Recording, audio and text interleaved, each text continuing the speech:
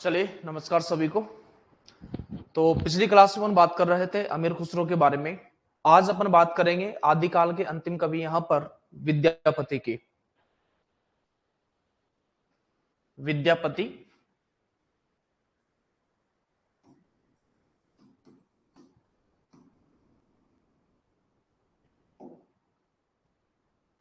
विद्यापति का अध्ययन इसलिए भी महत्वपूर्ण हो जाता है क्योंकि विद्यापति आदिकाल और भक्ति काल की संधि रेखा पर स्थित है। आदिकाल को इन्होंने जो आदिकाल की जो भावधारा बेकर आ रही थी उसको भक्ति की ओर मोड़ दिया था कि इन्होंने विद्यापति को। फिर भक्ति काल की धारा को रीति की ओर केशवदास मोड़ देते हैं और रीति काल की फिर धारा को वहां से और फिर चेंज करके भारतेंदु हरिश्चंद्र गरीबों की झोपड़ियों की ओर मोड़ देते हैं। तो विद्यापति बहुत महत्वपूर्ण कवि है। आदिकाल में अपन ठीक है। तो यहां पर विद्यापति की बात कर रहे हैं। विद्यापति के जन्म की बात करें सबसे पहले तो देखिएगा, विद्यापति का जन्म जो हुआ है वह वैसे ज्यादा प्रमाणिक मत तो बच्चन सिंह का है जो 1360 ईस्वी इनका जन्म मानते हैं, लेकिन विद्यापति का जन्म 1380 ईस्वी 80 ईस्वी दरभंगा दरभंगा बिहार दरभंगा दरभंगा के बिपसी गांव में बिपसी गांव में इनका जन्म हुआ। बिपसी गांव में देहांत की बात करें तो, और ज्यादा प्रमाणिक मैं लिख देता हूं यहां पर, जन्म को लेकर के ज्यादा प्रमाणिक मत बच्चन सिंह के अनुसार बात करें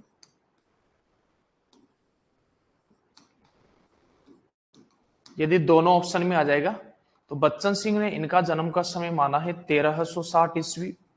ठीक है, फिर यह माना जाएगा। जन्म की बात करते हैं इनके देहांत की। देहांत 1460 ईस्वी में हुआ। देहांत 1460 ईस्वी में। फिर यहां पर बात कर रहे हैं, जी जी नमस्कार। तो यहां पर जो विद्यापति है वो आदिकाल और भक्ति काल की संधि रेखा पर स्थित कवि है। यहां पर इन्होंने देखिएगा विद्यापति जो रचनाएं लिख रहे हैं, पदावली रचना के आधार पर तो भक्त कवि और श्रृंगारिक कवि इनको कहते हैं। पदावली रचना के आधार पर विद्यापति भक्त है या श्रृंगारी है यह द्वंद्व प्रकट होता है। ठीक है, तो कुछ विद्वान इनको भक्त मानते हैं, कुछ इनको श्रृंगारी मानते हैं। तो फिर इनकी रचना में भक्त श्रृंगार दो चीजें मिल गई। फिर इनकी रचनाओं में देखो, कीर्ति लता कीर्ति पता का दो रचनाएं, कीर्ति लता कीर्ति सिंह और कीर्ति पता का शिव सिंह के आश्रय में लिखी है। उनके शौर्य और पराक्रम का गुणगान देखने को मिलता है, तो वीर रस की अभिव्यंजना वहां पर देखने को मिलती है। तो इनकी रचनाओं में देखिएगा वीर, भक्ति और श्रृंगार तीन चीजें देखने को मिलती है। फिर सबसे पहले जो हिंदी साहित्य में कृष्ण पर लिखने वाले कवि विद्यापति हैं, इन्हें राधा जी की वह संधि की अवस्था का वर्णन किया, इसलिए इन्हें वह संधि का कवि भी कहते हैं। प्रमुखता इनकी पदावली रचना के आधार पर मैथिल कोकिल कहते हैं। कीर्तिलता कीर्ति पता का इन्होंने कुल 14 रचनाएं लिखी है। 14 रचनाओं में से 11 रचनाएं संस्कृत की है, बाकी 3 रचनाएं हिंदी की है। और हिंदी में भी आप देख लीजिए पदावली मैथिली भाषा की है, कीर्तिलता कीर्ति पता का अवहट्ट भाषा की रचना है। आवाज आ जाएगी भैया, आ जाएगी, आप ध्यान लगाकर सुनिएगा, आवाज भी आ जाएगी। ठीक है। फिर कुछ विद्वान इन्हें जो भक्त कवि मानते हैं, कुछ श्रृंगारी मानते हैं। तो भक्त कवियों पर आचार्य शुक्ल व्यंग्य करते हैं कि आध्यात्मिक रंग के चश्मे आजकल बहुत सस्ते हो गए हैं। आ रही है ना? वो मैं ही धीरे से बोल रहा था इसलिए कम आ रही होगी आपको, अब ठीक आ रही होगी। तो इनकी अपन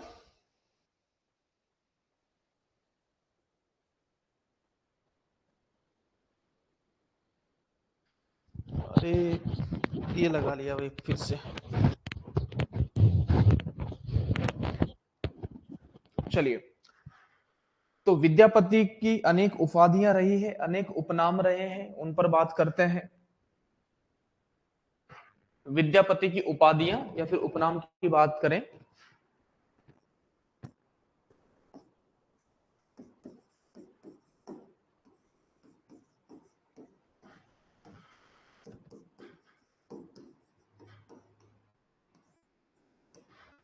इन्हें कहा जाता है युग संधि के कवि। क्या कहा जाता है इन्हें? इन्हें कहा जाता है युग संधि के कवि। नंबर 1,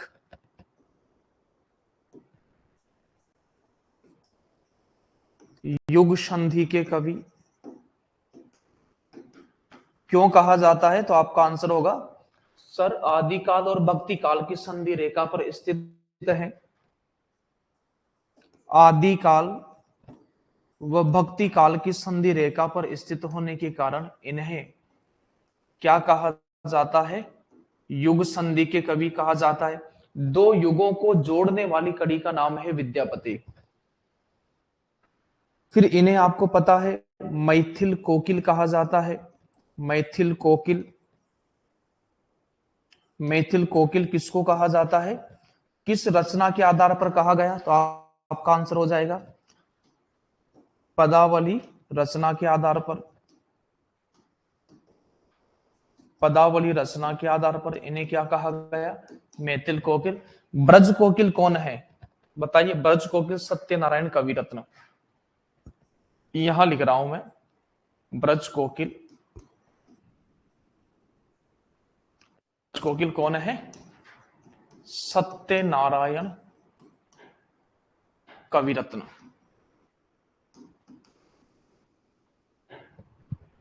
इन्हें अभिनव जयदेव कहा जाता है, खेलन कवि कहा जाता है, लेखन कवि कहा जाता है, कवि कंगहा कहा जाता है, पंचवेदोपासक कहा जाता है, जातीय कवि कहा जाता है, अपरूप का कवि कहा जाता है।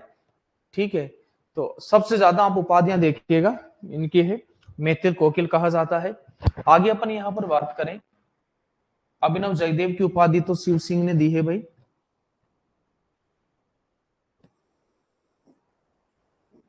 अभिनव जयदेव किन्होंने दी है? शिव सिंह ने। नहीं नहीं नहीं, सॉरी, कीर्ति सिंह ने दी इनको। अभिनव जयदेव की उपाधि जो, नहीं, शिव सिंह ने दी, कंफ्यूज हो गया था। राजा शिव सिंह ने दी। राजा शिव सिंह ने दी, है ना। कीर्ति पताका में राजा शिव सिंह का वर्णन देखने को मिलता है। ठीक है। नंबर 4 पर बात करें अपन यहां पर, तो इन्हें कहा जाता है वयः संधि के कवि। वयः संधि।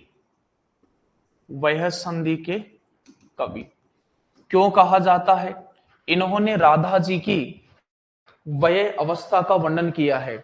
वय अवस्था, जैसे आप देखिएगा कि बाल्यावस्था और किशोरावस्था के मध्य का जो समय है वो वह काल है। वह यानी हड्डियां जुड़ने का जो काल है। जैसे बाल्यावस्था में 350 हड्डियां होती है, लेकिन फिर वो मजबूत होकर के 270 हो जाती है ना।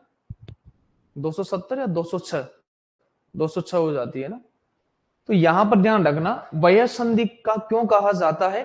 क्योंकि इन्होंने राधा जी की वय अवस्था का चित्रण किया है, इसलिए इन्हें वय संधि का कवि कहा जाता है। कवि कंगहा,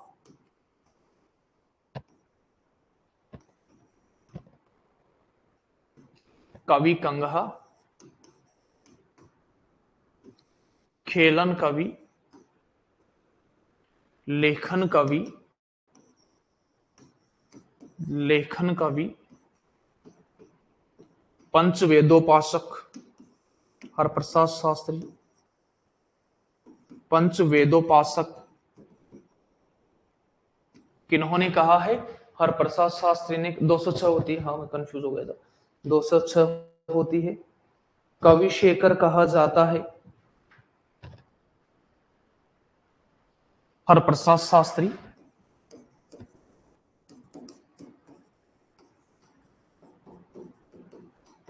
यहां पर कवि शेखर कहा जाता है, कवि शेखर। विद्यापति को आगे बात करें अपन यहां पर, तो कवि कंठहार कहा जाता है, कवि रंजन कहा जाता है, कवि कंठहार। फिर बात करें तो कवि रंजन, कवि रंजन।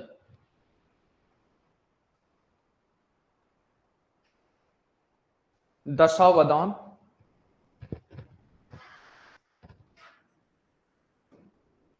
दशावधान,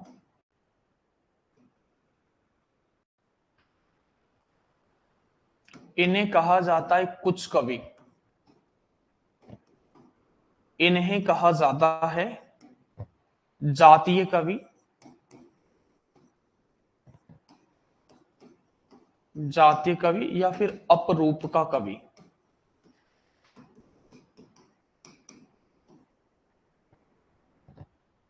किन्होंने कहा है? बच्चन सिंह ने कहा है, बच्चन सिंह।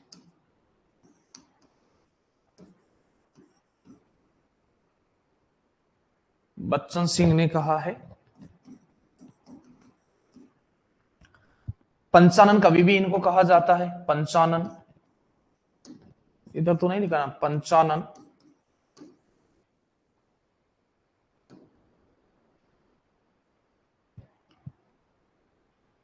एक नाम और रह गया है और वो कहा है श्रृंगार रस के सिद्ध वाक कवि, हजारी प्रसाद द्विवेदी ने।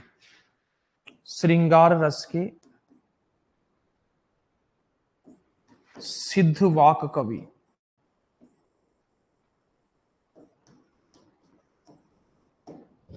आचार्य हजारी प्रसाद द्विवेदी, हजारी प्रसाद द्विवेदी ने कहा। हालांकि जो पदावली रचना के आधार पर भक्त कवि और श्रृंगार कवि जिनकी बात करें अपन, हाँ ये लिखा है आपको पिछली बार। जैसे अपन यहां पर बात करें, कुछ कवि बाबूराम सक्सेना ने कहा है, कुछ कवि बाबूराम सक्सेना।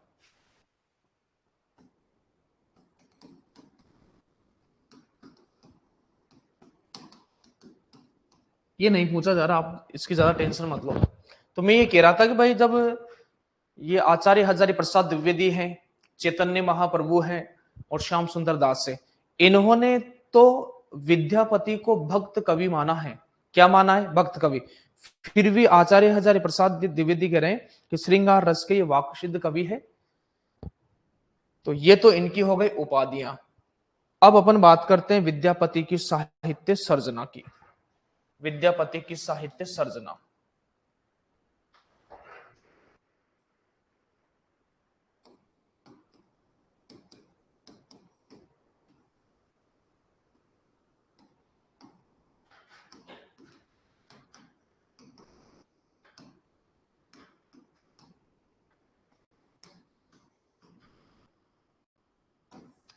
तो साहित्य सर्जना में ध्यान रखिएगा, इन्होंने कुल 14 रचनाएं लिखी। इन्होंने कुल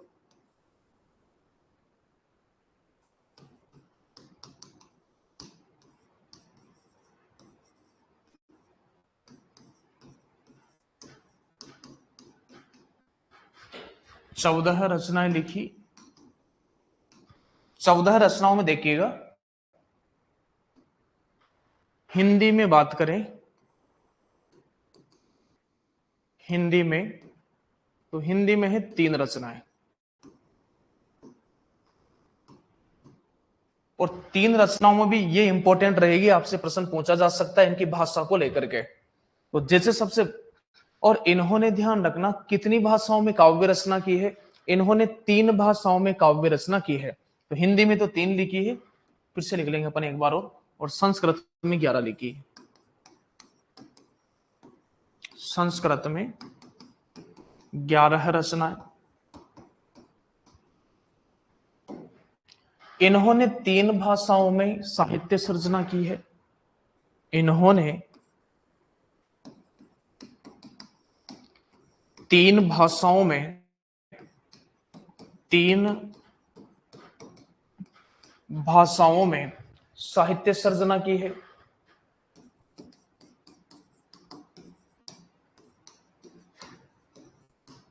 साहित्य सर्जना की है। अब 3 भाषाओं में बात करें तो जैसे आपको याद भी होगा, सबसे पहले अपन बात करते हैं मैथिली भाषा। मैथिली भाषा। फिर अपन बात करते हैं अवहट्ट भाषा की या फिर देश भाषा मिश्रित अपभ्रंश? अवहट्ट या फिर देश भाषा मिश्रित अपभ्रंश। और एक इन्होंने साहित्य सर्जना की है संस्कृत में। तो इन्होंने कुल और संस्कृत की कितनी रचनाएं हैं? 11 रचनाएं हैं। तो यहां पर मैथिली भाषा की रचना बताइएगा, क्या नाम है? सर मैथिली भाषा की रचना का नाम है पदावली।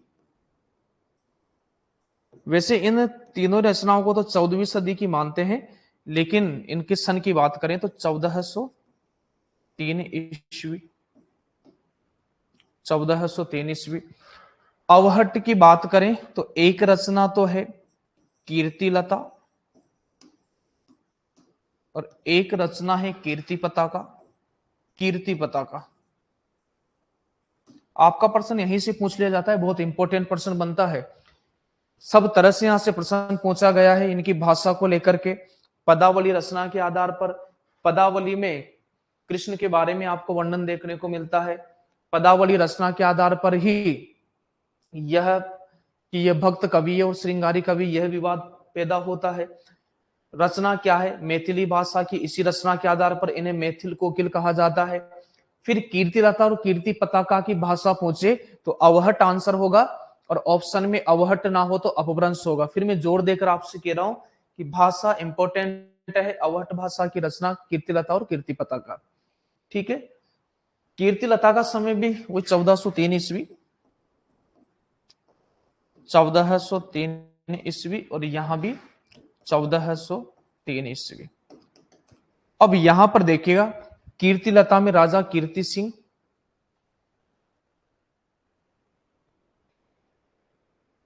कीर्तिलता में राजा कीर्ति सिंह,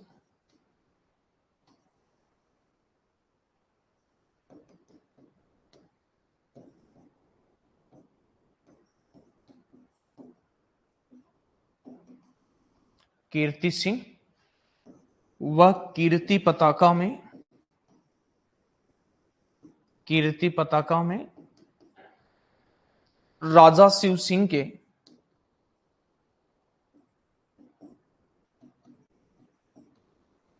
राजा शिव सिंह के शौर्य व पराक्रम का वर्णन है। पराक्रम का वर्णन है।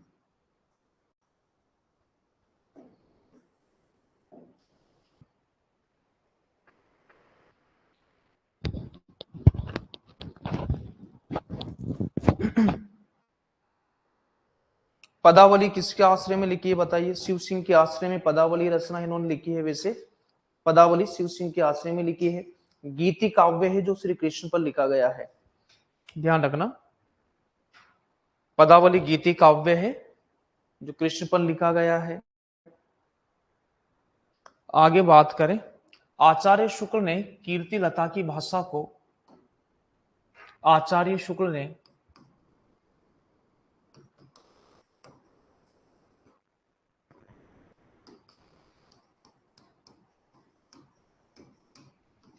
कीर्तिलता की भाषा को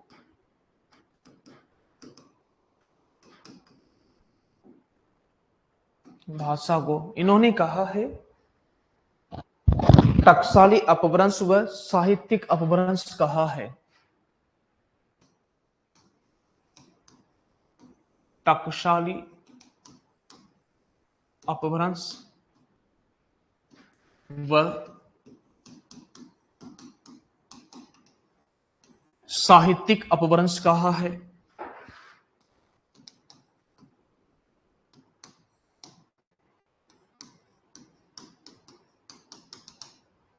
ठीक है, अब बात करते हैं संस्कृत की रचनाएं कितनी है? 11 है।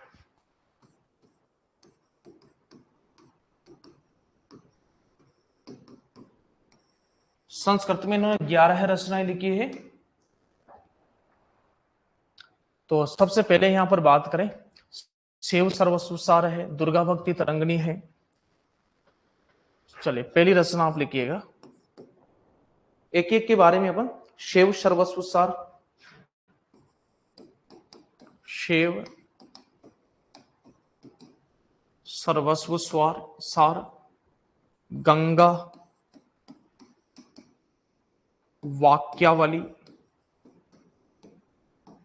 गंगा वाक्यावली है। फिर बात करें पुरुष परीक्षा भू परिक्रमा, पुरुष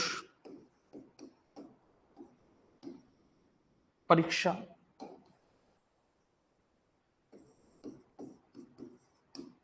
भू परिक्रमा,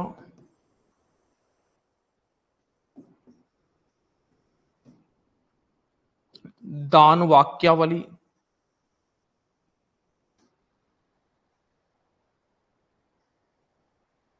दुर्गा भक्ति तरंगिणी,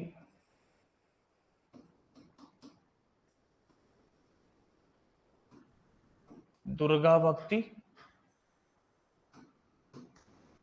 तरंगिणी, गोरक्ष विजय नाटक, मिस्र बंधुओं ने इन्हें मिस्र बंधुओं ने तो इसको पहला नाटक माना है, गोरक्ष विजय नाटक। वर्णकृते, वर्णकृते किसकी रचना लिख रहे हैं अपन? अपन बात कर रहे हैं संस्कृत की रचनाओं की। कितनी है? 11 रचनाएं हैं। दुर्गा भक्ति तरंगिणी हो गया, गोरक्ष विजय नाटक हो गया, प्रमाणभूत प्रमाण संग्रह 8 के बाद में 9, प्रमाण भूत, प्रमाणभूत इसका नाम है प्रमाणभूत प्रमाण संग्रह, प्रमाण संग्रह।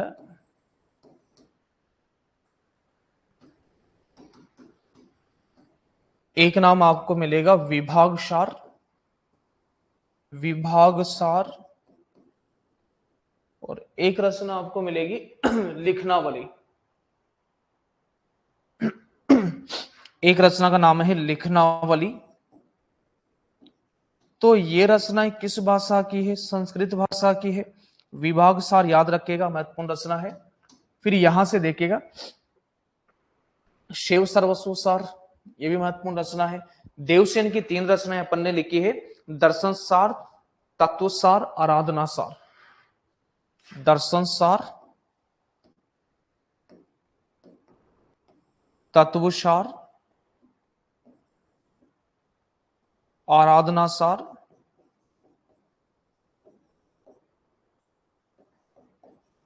और पूछ लिया जाएगा कि कौन सी रचना विद्यापति की है या फिर कौन सी रचना देवसेन की नहीं है, तो ये रचनाएं बताओ। देवसेन की रचना है तो सार सार याद नहीं करना है, ये विभाग सार है और वी से वी याद आप रख लीजिएगा, ये विद्यापति की रचना है। जबकि दर्शन सार, तत्व सार, आराधना सार ये देवसेन की रचना है। ठीक है, तो ये रचनाएं अपन ने देखी अभी।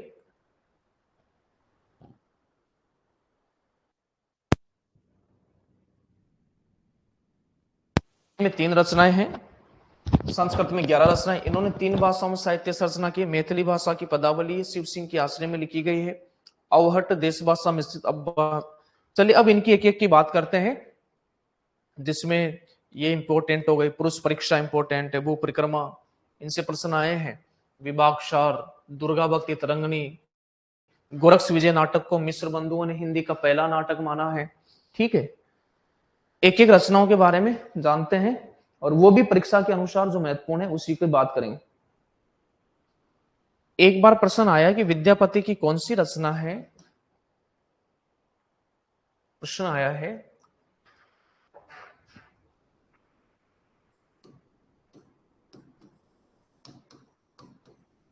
विद्यापति की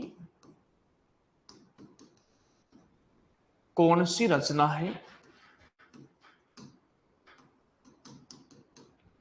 जो ज्योतिष शास्त्र से संबंधित है, जो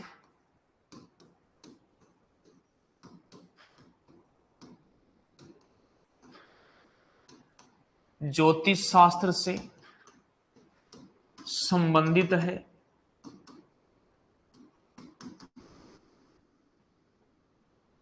इसका आंसर माना गया था, बताइए कौन सी रचना है ऐसी? विद्यापति की कौन सी रचना है जो ज्योतिष शास्त्र से संबंधित है? तो इसका आंसर होना है पुरुष परीक्षा।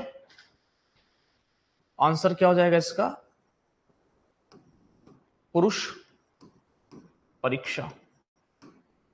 तो पुरुष परीक्षा के बारे में अपन, इसमें केवल ज्योतिष शास्त्र ही नहीं, पुरुष परीक्षा में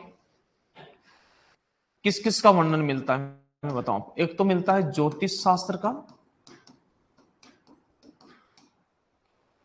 एक मिलता है सामुद्रिक शास्त्र का, सामुद्रिक शास्त्र का,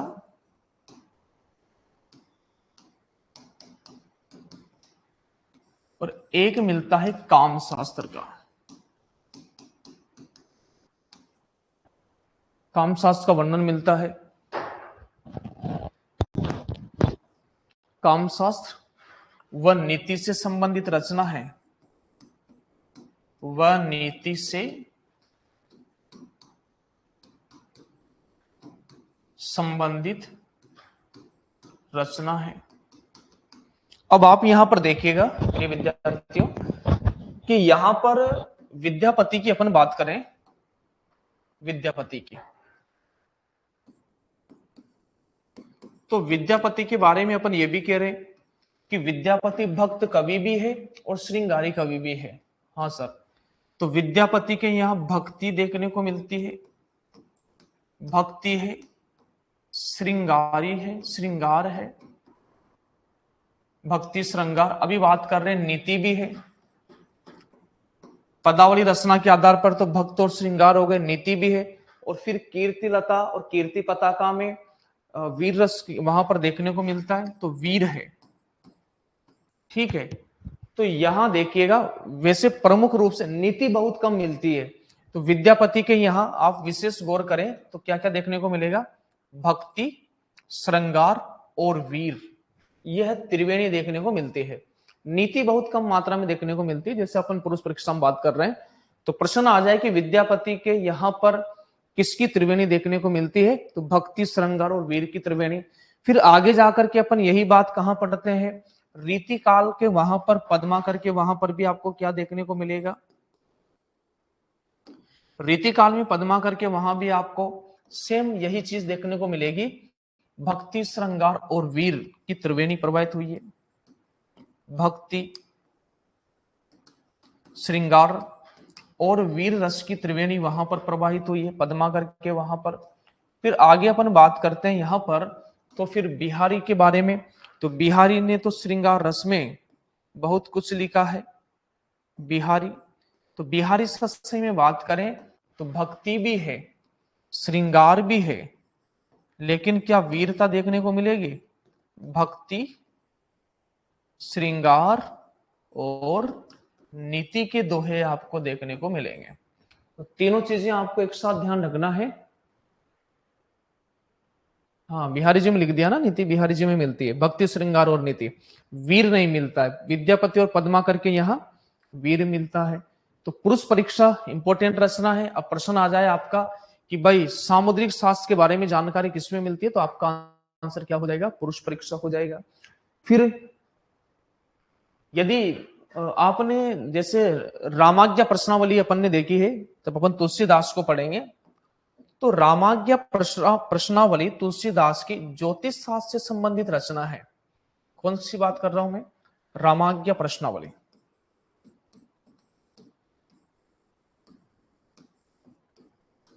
रामाज्ञा प्रश्नावली किन्होंने लिखी है? तुलसीदास ने लिखी है, तुलसीदास। और यह ज्योतिष शास्त्र से संबंधित रचना है, ज्योतिष शास्त्र से संबंधित रचना है। ये तथ्य अलग से आ गए यहां पर।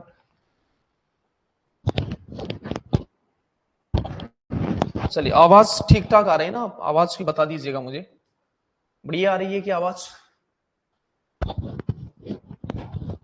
फिर बात करते हैं इनकी रचना, दुर्गा भक्ति तरंगिणी।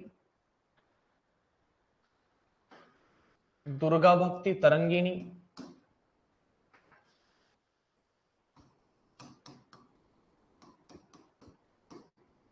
दुर्गा भक्ति तरंगिणी,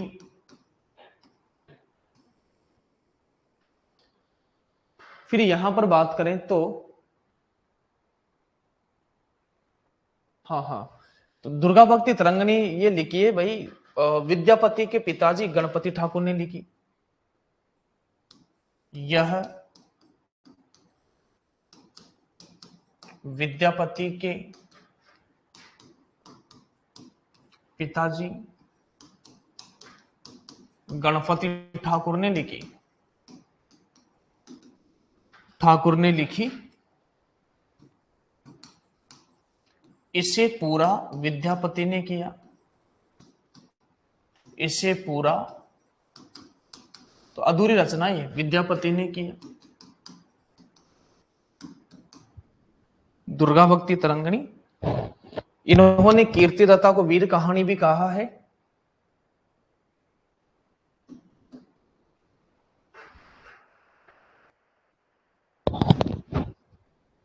गोरक्ष विजय नाटक की बात मैं आपसे पहले भी कर रहा था, इसमें मैथिली व संस्कृत का मिला जुला रूप देखने को मिलता है। गोरक्ष विजय नाटक,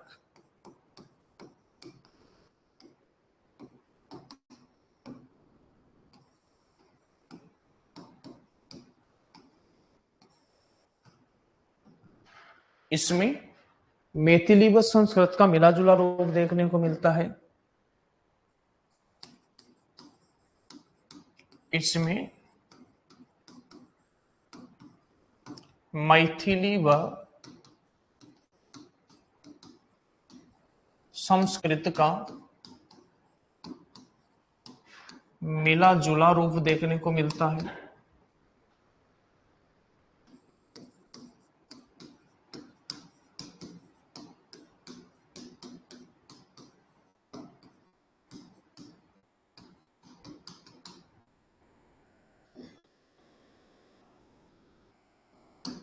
फिर इनकी बात करते हैं, महत्वपूर्ण रचना पदावली।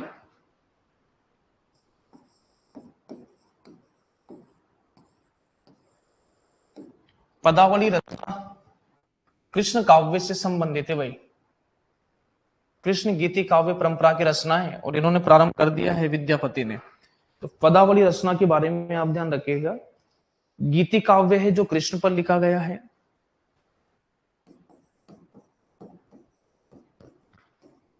गीति काव्य है जो कृष्ण पर लिखा गया है।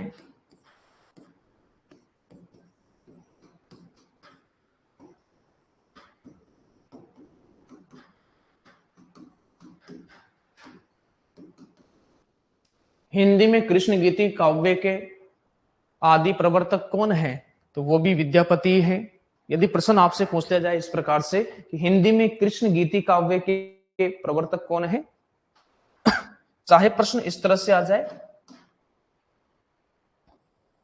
कि गीति काव्य परंपरा चलाने वाले, गीति काव्य परंपरा, या हिंदी में कृष्ण, हिंदी में कृष्ण गीति काव्य के प्रवर्तक, तो आंसर क्या हो जाएगा, विद्यापति इसका आंसर होगा। हिंदी में कृष्ण गीति काव्य के प्रवर्तक कौन है, विद्यापति है। गीति काव्य परंपरा के कवि, तो ये दो प्रश्न याद रखिएगा यहां पर, और आंसर क्या होना है, विद्यापति। विद्यापति,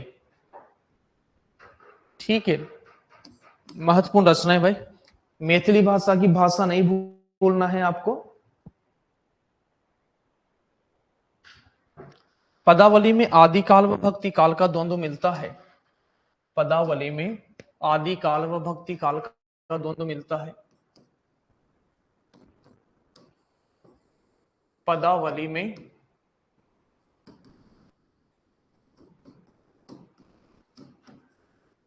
आदिकाल व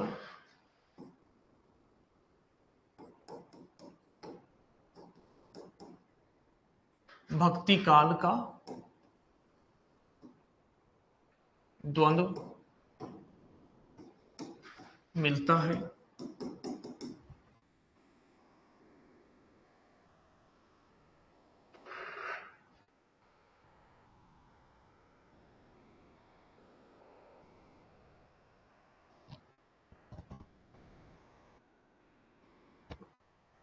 चलो कीर्तिलता की पदावली के बारे में और भी इस तथ्य को अपन लिख लें।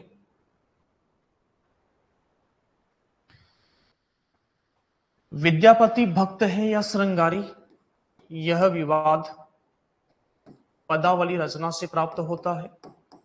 विद्यापति भक्त कवि है या श्रृंगारी, यह विवाद पदावली रचना से प्राप्त होता है।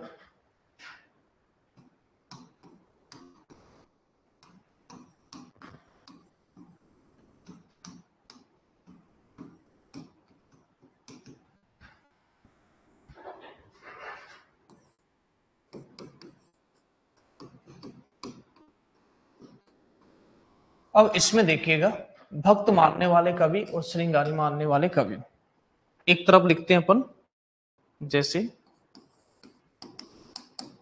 श्रृंगारी मानने वाले कवि और भक्त कवि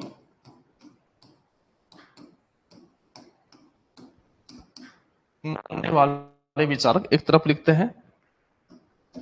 तो भक्त किन्होंने माना है भाई? तो भक्त कवि माना है आचार्य हजारी प्रसाद द्विवेदी,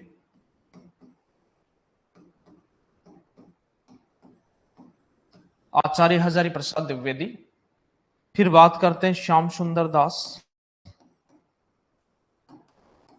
श्याम सुंदर दास। चैतन्य महाप्रभु तो इनके पदों को गाते गाते मूर्छित हो जाया करते थे। तो चैतन्य महाप्रभु, चैतन्य महाप्रभु, ठीक है। श्रृंगारी मानने वाले कवि में आप ध्यान रखना, जैसे आचार्य रामचंद्र शुक्ल है, आचार्य रामचंद्र शुक्ल है, डॉक्टर राम कुमार वर्मा है, डॉक्टर राम कुमार वर्मा है, राम वृक्ष बेनीपुरी है, राम वृक्ष बेनीपुरी है, देवी प्रसाद है, ठीक है, हर प्रसाद शास्त्री है, डॉक्टर बच्चन सिंह है, हर प्रसाद शास्त्री डॉक्टर बच्चन सिंह है।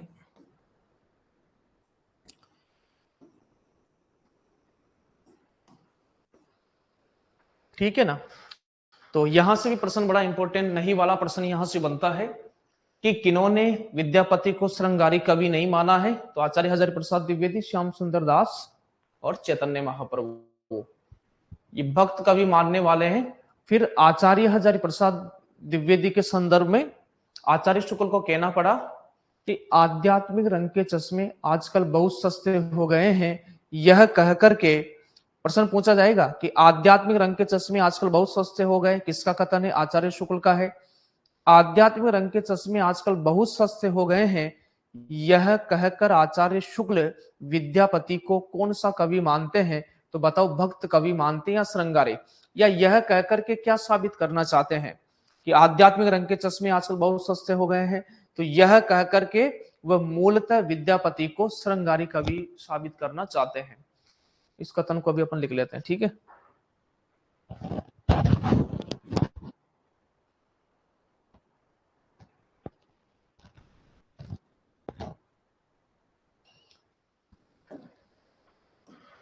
विद्यापति की रचना पदावली को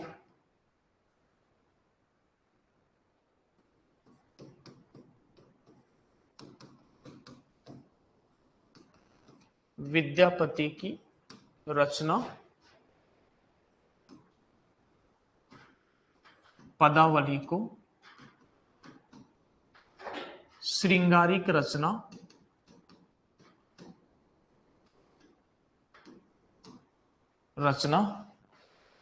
न मानने वाले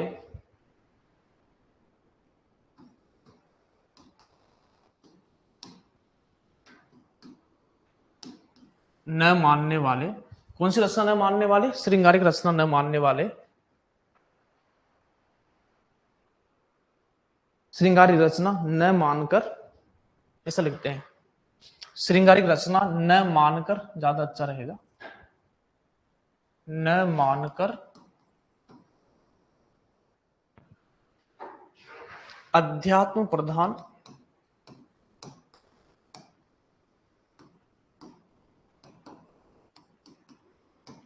या भक्ति प्रधान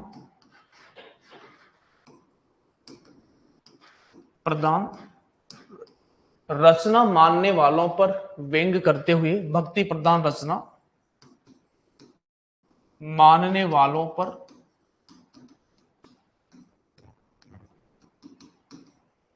व्यंग्य करते हुए आचार्य शुक्ल लिखते हैं, व्यंग्य करते हुए आचार्य शुक्ल लिखते हैं,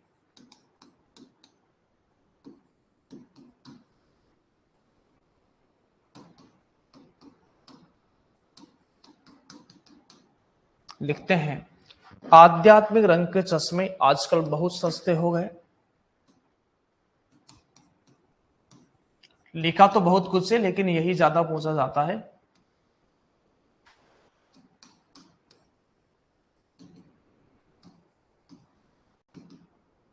आध्यात्मिक रंग के चश्मे आजकल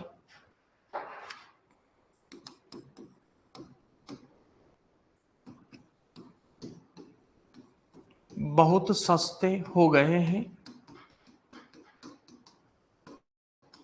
जिन्हें पहनकर गीत गोविंद। तो इतना ध्यान रखो आप तो। खैर,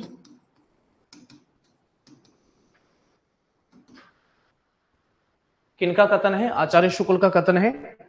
और यह कहकर के आचार्य शुक्ल क्या साबित करना चाहते हैं, इस ये भी ध्यान रखना आप।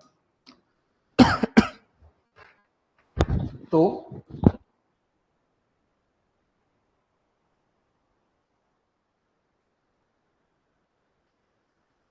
एक कथन यही लिख लेते हैं अपन, या फिर चलो यही लिख देते हैं।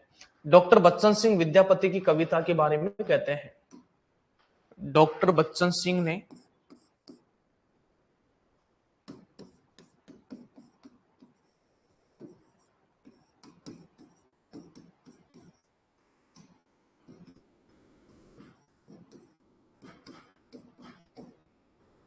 विद्यापति की कविता के बारे में कहा है,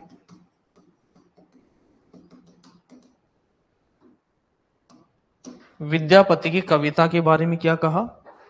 तो डॉक्टर बच्चन सिंह ने विद्यापति की कविता के बारे में कहा है, विद्यापति की कविता का स्थापत्य श्रृंगारिक है। ये श्रृंगारिक ही तो मानते हैं। विद्यापति की कविता का स्थापत्य श्रृंगारिक है।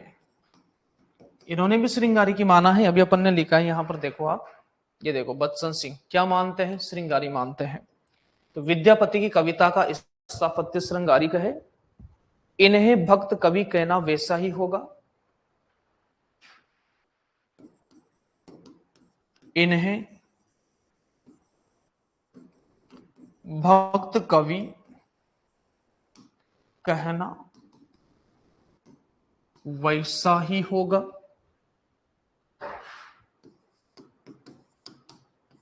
वैसा ही होगा जैसा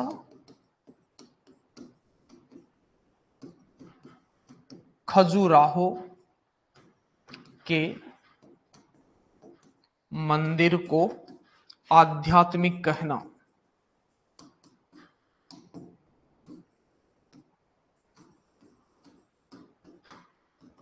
यह कथन बच्चन सिंह का है भाई।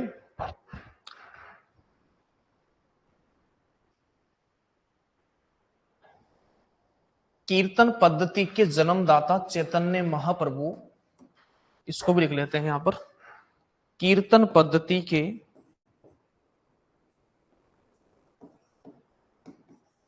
कीर्तन पद्धति के जन्मदाता चैतन्य महाप्रभु, गौड़ीय संप्रदाय अपन पढ़ेंगे आगे। चैतन्य महाप्रभु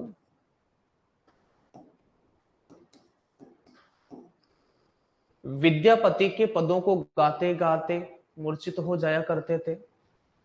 चैतन्य महाप्रभु विद्यापति के पदों को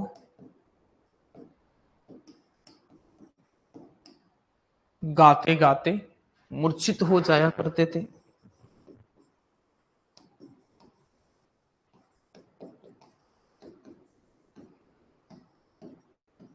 मतलब डूब जाते थे, है ना। इसका भाव यह है कि भाई डूब जाते थे।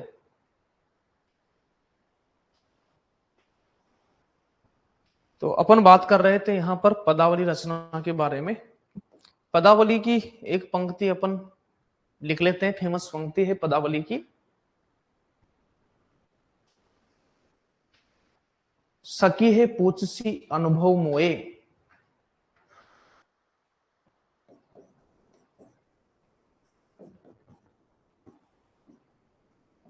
सकी है पूछ सी अनुभव मोए। यह पंक्ति ध्यान रखना पदावली की है, इसकी भाषा पूछी गई है। तो पदावली की भाषा क्या है? मैथिली भाषा।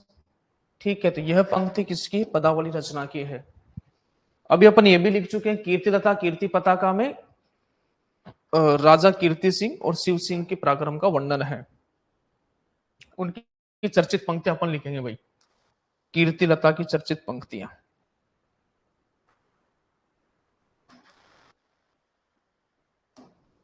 अब अपना हेडिंग रहेगा कीर्तिलता की चर्चित पंक्तियां।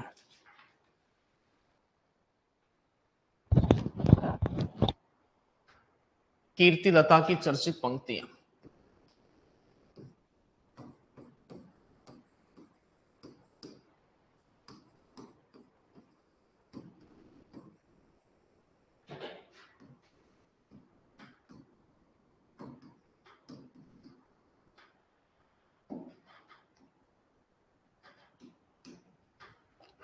इससे पहली पंक्ति देखिएगा, पुरुष कहानी हो कत्तो,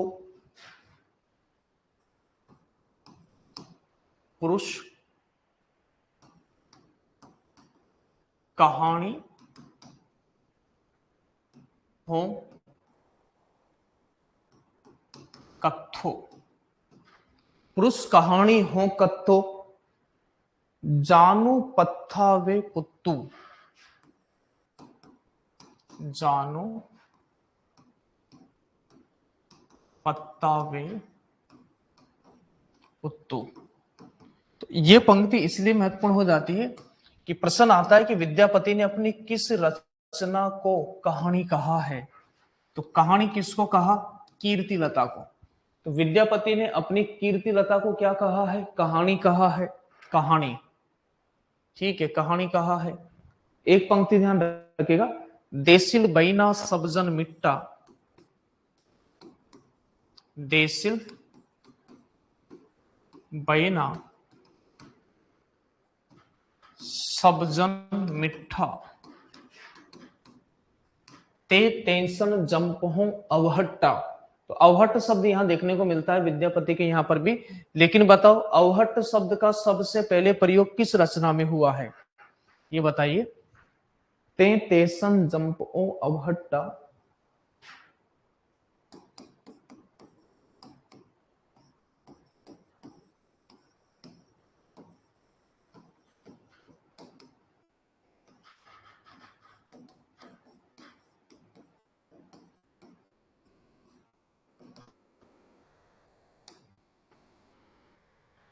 देसिल बैना सबजन मिट्टा। अवहट शब्द का सबसे पहले प्रयोग किस रचना में हुआ है?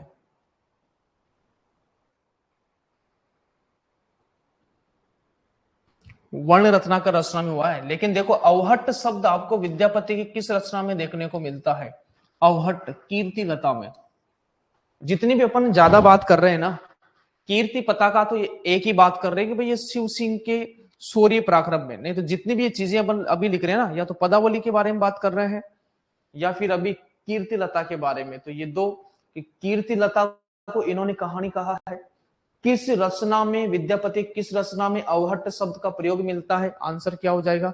कीर्ति लता में। भाषा वाले टॉपिक ध्यान रखना, विशेष करके भाषा पूछे जाती है तीनों ही रचनाओं के, ठीक है, तो भाषा वाला इंपॉर्टेंट रहेगा।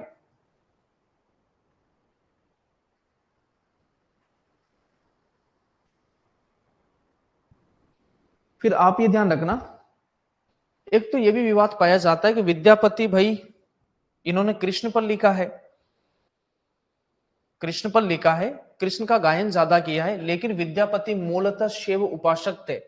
इस चीज को ध्यान रखना, विद्यापति,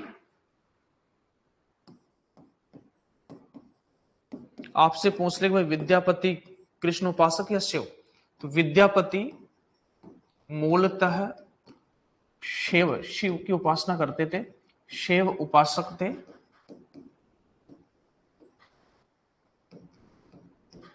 इन्होंने इन पर जो कुछ पद लिखे हैं उन्हें नचारी के नाम से जाना जाता है। विद्यापति मूलतः शिव उपासक थे, इन्होंने शिव पार्वती से संबंधित कुछ पद लिखे। इन्होंने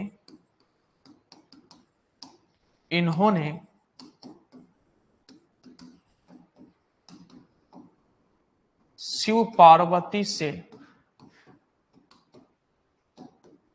संबंधित कुछ पद लिखे,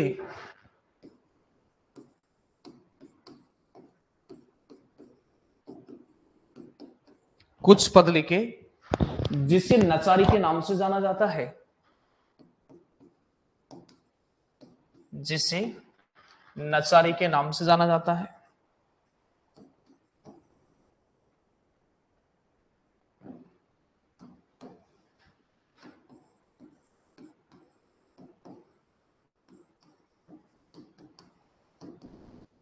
नाम से जाना जाता है, ठीक है। मैं आपका बार बार कमेंट में जो नाम नहीं लेता हूं, लेकिन जितने भी ऑनलाइन बच्चे हैं जो लाइव देखते हैं, जो कमेंट करते हैं ना, सभी का नाम पता है कि कौन कौन लाइव क्लास में जुड़ा है, एक एक का नाम मुझे पता है, ठीक है। मैं कमेंट आपके नाम तो देख लेता हूं, लेकिन मैं कमेंट बोलता नहीं हूं, क्योंकि क्लास में फिर डिस्टर्ब होती है, क्योंकि इसके बाद में क्या रिकॉर्डेड देखते हैं बहुत सारे बच्चे, तो फिर उन्हें थोड़ी समस्या होती है। तो आप ऐसा मत सोचिएगा कि भाई सर का ध्यान ही नहीं है हम पर, पूरा पूरा ध्यान है आप पर, ठीक है। बढ़िया आप पढ़िएगा अच्छी तरह से, और नाम मुझे सभी का पता है, किस किस नाम से आपके, यदि आपने आपका नाम ही चेंज कर रखा है तो उसका तो मैं कुछ नहीं कर सकता हूं।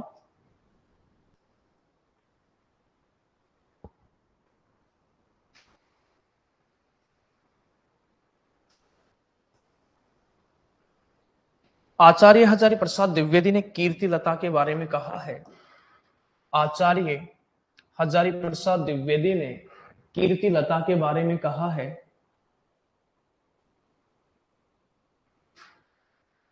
देखो फिर भी यहां पर कीर्ति लता के बारे में बात हो रही है। आचार्य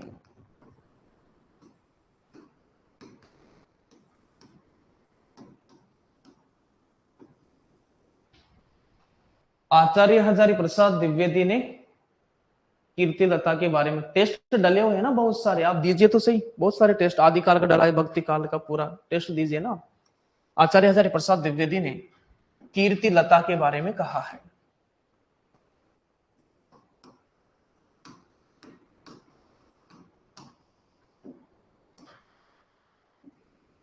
कीर्ति लता के बारे में कहा है कि ये कीर्ति लता है ना, ये पृथ्वीराज से रासो की शैली पर हुई है, क्योंकि पृथ्वीराज रासो सुख सुखी संवाद के रूप में लिखा गया है। तो यहां पर कीर्ति लता भृंग भृंगी संवाद के रूप में लिखी गई है, ये ध्यान रखना, भृंग भृंगी संवाद के रूप में लिखी गई है।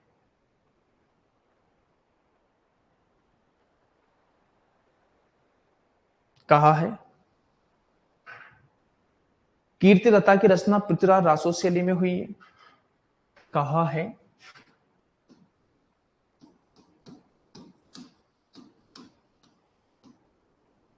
कीर्तिलता की रचना,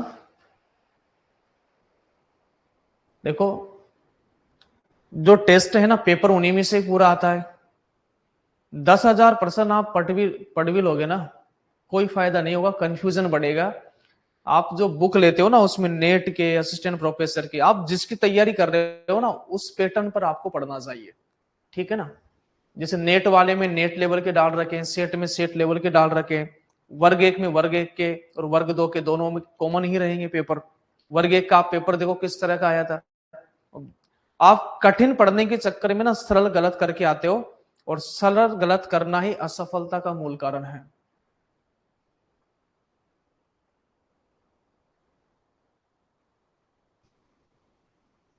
हाँ तो अभी उसका देखते हैं क्या रिजल्ट आता है फाइनली। अभी कहाँ काउंसलिंग करवाई। तो आचार्य हजारी प्रसाद द्विवेदी ने सफलता का मूल मंत्र एक ही विद्यार्थियों, 100 क्वेश्चन में से 80 इजी आते हैं, यदि वहां आप गलती नहीं करोगे तो आपका सिलेक्शन हो जाएगा। क्योंकि जब अपन सरल प्रश्न को गलत करते हैं ना तो बहुत सारे विद्यार्थी आगे निकलते हैं, और कठिन को गलत करते हैं तो कठिन तो वैसे बहुत कम को आएगा। तो नुकसान कठिन को गलत करने में नहीं है, सरल प्रश्न को गलत करने में है। और सरल प्रश्न गलत तब होते हैं जब अपन संतुष्ट नहीं होते हैं, बिलीव नहीं कर पाते अपने कंटेंट पर, अपने पढ़ाने वाले पर, तो फिर आपको कितना आए वो फिर नुकसान देता है परीक्षा हॉल में। और आप देखिएगा पूरे पर्सन जब आ ही रहे हैं नोट्स में से, सिलेक्शन के लायक यहाँ पर आ ही रहे हैं, आपके पूरे 90-95% आपके पूरे रजिस्टर से आ जाते हैं। सही करके आइए ना, 90 करके आओ, सिलेक्शन नहीं होता है क्या।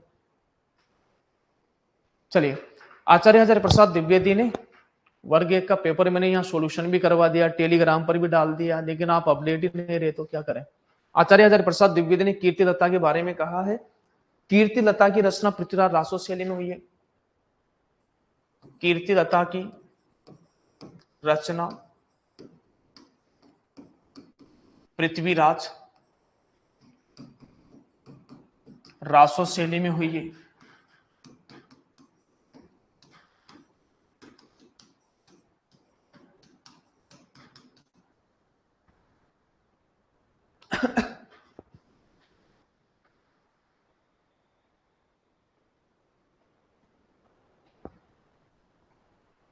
मतलब आप ऐसी बातें करते हो जिसे विश्वास नहीं हो आपको। मतलब जिस तरह से आप, ये वास्तविकता है, टॉप 10 में 4 बच्चे हैं अपने वर्ग एक में, टॉप 10 फर्स्ट रैंक है। इस तरह से यदि राजस्थान में यदि मैं पढ़ा रहा होता और वहां इस तरह से रैंक आ जाते ना, तो इस तरह से प्रचार प्रसार हो जाता। लेकिन तो अपने तो क्या, अपने बच्चे नहीं बोलते हैं दूसरे से कि भाई हमारे सर बढ़िया पढ़ाते हैं, है ना। और बड़ी दुविधा है यहाँ पर, है ना, पैसा बहुत देखते हैं कि सर वहां जहां 10-15 रुपए में कोर्स मिलेगा या फिर 20 रुपए में या 1000 रुपए में, वहां सेटिस्फाइड कर लेंगे पढ़ाई में, क्वालिटी नहीं चाहिए, है ना। मतलब आप सिलेक्शन तो देखो, आप देखिएगा वर्ग एक में किस तरह से, ये तो कुछ है, टॉप 10 में 4 बच्चे हैं, इसके अलावा जितने भी अपने बच्चों का सिलेक्शन हुआ है ना 50 रैंक के अंडर हुआ है, ऊपर एक भी नहीं गया।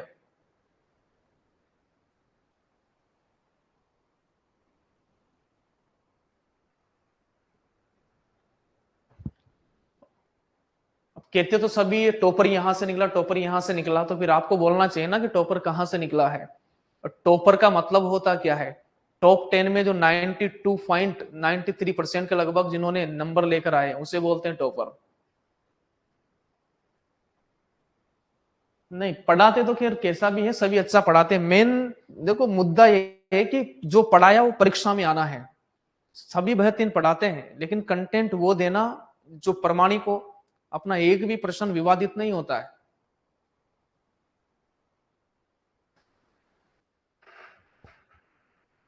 तो विश्वास रखिएगा, देखो वर्ग दो तो आप वर्ग दो कह रहे हो, तो बिल्कुल इससे भी इजी पेपर आना है। आचार्य हजारी प्रसाद द्विवेदी ने कीर्तिलता के बारे में कहा है, कीर्तिलता की रचना पृथ्वीराज रासो शैली में हुई है। जिस प्रकार पृथ्वीराज रासो सुख सुखी संवाद में लिखा गया है, जिस प्रकार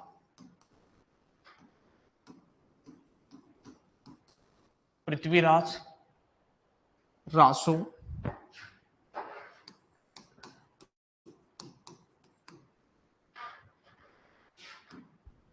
पृथ्वीराज रासो,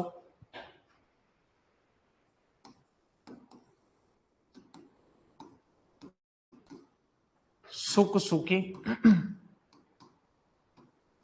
संवाद के रूप में लिखा गया है, उसी प्रकार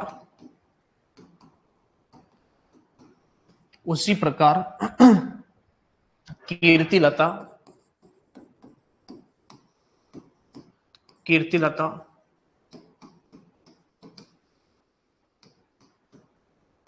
भृंग भृंगी संवाद के रूप में लिखी गई है।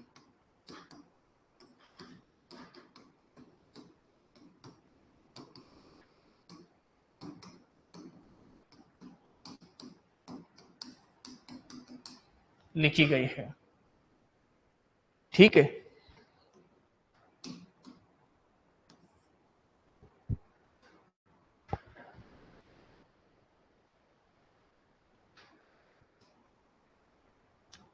ठीक है ना, देखो थोड़ा सा दुख इसलिए भी होता है कि आप वर्ग एक में अपने बहुत सारे ऐसे विद्यार्थी हैं, उनका मैं नाम नहीं लूंगा, कि टॉप 10 में अभी अपने 2 विद्यार्थी और है। मैं ये भी कह सकता था कि टॉप 10 में 6 है, लेकिन मैं 2 का नाम क्यों नहीं ले रहा हूं? क्योंकि उनकी खुद ही इच्छा नहीं है कि हम सरे अपने सर को दें। वो चाहते हैं कि हमारी मेहनत है, इसका सरे अपन ही दें, है ना। तो ये थोड़ा विषय होता है। तो मेन चीज तो क्या है कि आपका जीवन बन जाए, वो ज्यादा इंपॉर्टेंट है। और उसके बाद में आप खुश रहो, मस्त रहो, फिर हम बेरोजगार के साथ खड़े रहेंगे, है ना।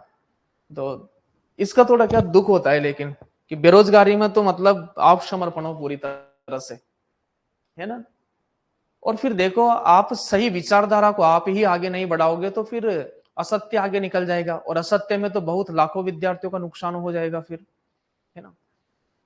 तो ये कभी कभार लगता है कि बेरोजगारी में तो बच्चा पूरी तरह से समर्पित है, जो भी है। नौकरी लगने के बाद तो फिर अरे, है ना, उसका तो फिर मजा है कुछ और है। लेकिन उन्होंने वादा तो किया है कि सर अभी हमारा नाम मत लो, है ना, लेकिन ज्वाइनिंग मिल जाएगी तो हम आपको मिठाई खिलाने जरूर आएंगे। अभी तो क्या है कि हमारा नाम मत लो कि भाई पूरे गांव में पता चल जाएगा, वहां पता चल जाएगा, कहीं नजर वजर लग जाए, फिर से परीक्षा रद्द हो जाए, दोबारा कराए।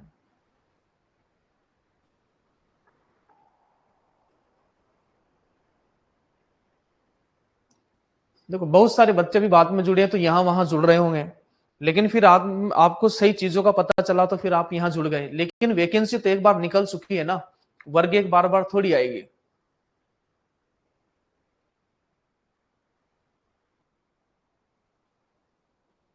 तो सही चीज को आगे बढ़ाना, और विचारधारा को आप आगे नहीं बढ़ाओगे ना, तो सही विचारधारा हो वो खत्म हो जाएगी, वहां पर आगे नहीं बढ़ने वाली है।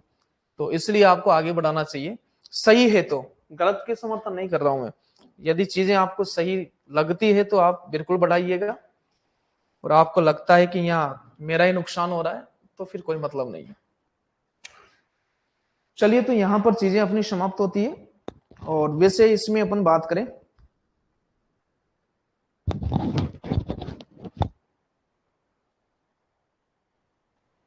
कीर्तिलता में जौनपुर का बहुत सुंदर चित्रण देखने को मिलता है। कीर्तिलता में जौनपुर का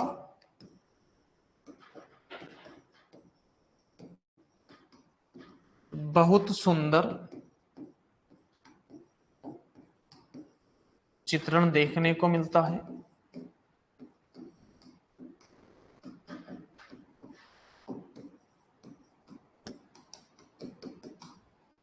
देखने को मिलता है, कहां का चित्रण देखने को मिलता है? जौनपुर को।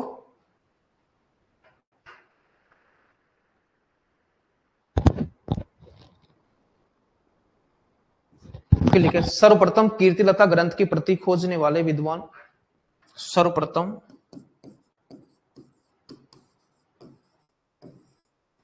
सर्वप्रथम कीर्तिलता ग्रंथ की प्रति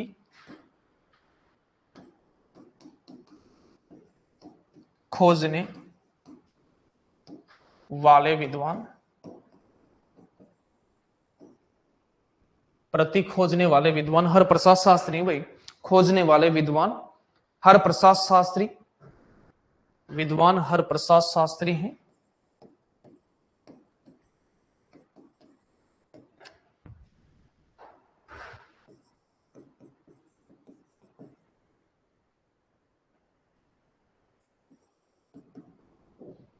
इन्होंने नेपाल के राजकीय पुस्तकालय से खोजा। इन्होंने नेपाल के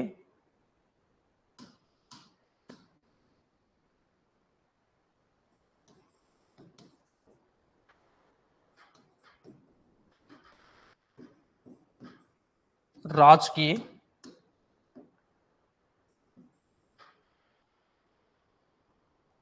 पुस्तकालय से खोजा।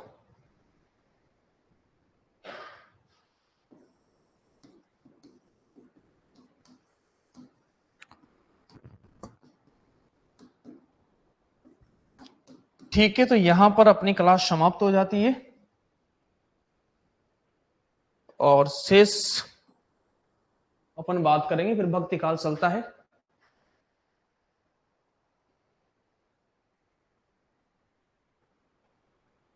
चलो बढ़िया है।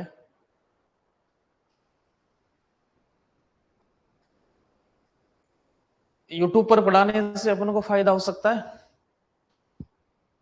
चलो यूट्यूब पर एक शानदार चीज लेकर के आ रहा हूं मैं आपके लिए, ठीक है।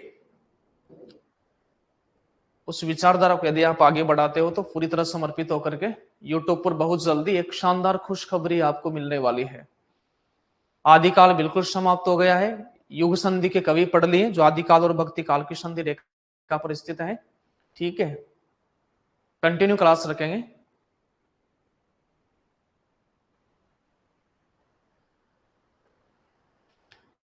उसमें आप सभी आकर दम दिखाओ क्लास में, तब तो मजा ही, नहीं तो फिर मैं ही इकल्ला वहां पर चिल्लाता रहूं, क्या मजा आएगा फिर, है ना। बिल्कुल आदिकाल का टेस्ट लेंगे। बहुत जल्दी हो सकता है कि रविवार को हो जाए या फिर मंडे को आदिकाल का टेस्ट लेंगे। आदिकाल का टेस्ट वैसे डला हुआ है, उसको दे लीजिएगा, और एक टेस्ट और आदिकाल का भी होने जा रहा है क्योंकि आदिकाल पूरा हो गया है।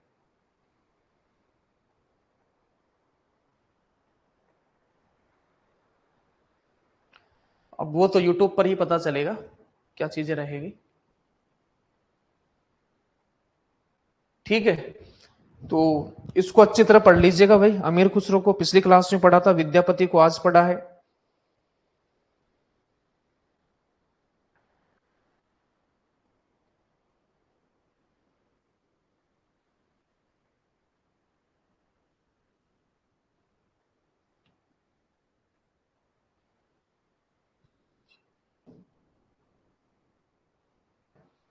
चलिए आज की क्लास में इतना ही, शेष अपन बात करते हैं अगली क्लास में।